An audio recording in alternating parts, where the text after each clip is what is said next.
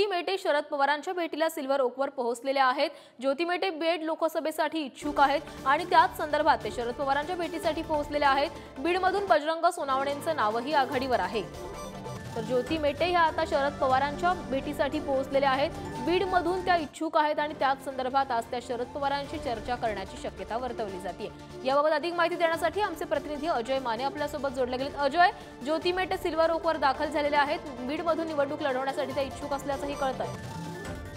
प्राचीन मागच्या तासाभरापूर्वी ज्योती मेटे जे आहेत ते राष्ट्रवादीचे सर्वेसर्वा म्हणजे राष्ट्रवादी काँग्रेस पार्टी शरदचंद्र पवार या पक्षाचे अध्यक्ष शरद पवार यांच्या निवासस्थानी जे ते दाखल झालेले। सगळ्यात महत्त्वाचं म्हणजे की बीड या लोकसभा मतदारसंघातून ते लोकसभा लढवण्यासाठी इच्छुक आहेत आणि त्यासाठीची ही भेटीगाठी आहेत असं बोललं जाते।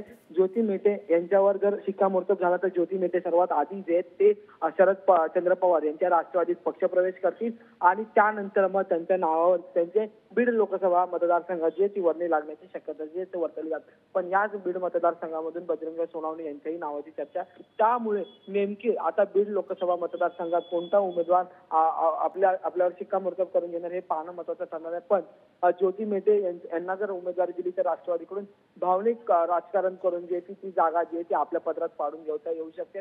आणि त्याच जोडीला जर पाहिलं तर आताच नुकतंच मराठा आरक्षणासाठी उभं राहिलेला लढा आणि त्याच्यात विनायक मेटे यांचं असलेलं योगदान, या सगळ्या गोष्टींचा फायदा जो आहे तो ज्योती मेटे यांना होईल आणि त्याच पार्श्वभूमीवर ही निवडणूक जी आहे ती लढून जिंकण्याची शक्यता जी आहे ती वर्तवली जाते। त्यामुळे आता नेमकं या चर्चा काय होतील आणि त्यानंतर राष्ट्रवादी ज्योती मेटे येणार की नाही हे पाहणं महत्त्वाचं ठरणार आहे।